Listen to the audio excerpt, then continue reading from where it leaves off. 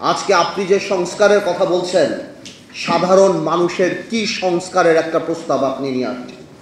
আজকে 28 লক্ষ মানুষ চাকরি হারিয়েছে বাংলাদেশে, ওই তার সংস্কারের তো কোনো কথা বলে নাই।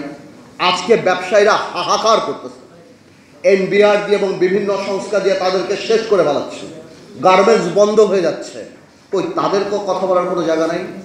আজকে নূর এখানে বসা নূর জানে, ইউনূস সাহেব যখন ক্ষমতায় আসছিল, আমরা প্রথমে যে বলেছিলাম আপনি রাজনৈতিক বা জাতীয় সরকার করার দরকার নাই, তবে অন্তত পক্ষে আপনি 4-5 জন উপদেষ্টা নেন যাদেরকে মানুষ চিনে, যারা মানুষের সাথে আপনার মাঝখানে যে দূরত্বটা সেটা বোঝাতে পারে। কিন্তু আপনি আমাদের সেই কথা শুনেন নাই।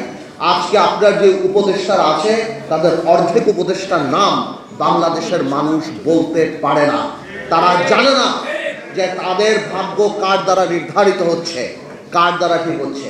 আপনার আরেকটা সোর্স অফ পাওয়ার ছিল কারা?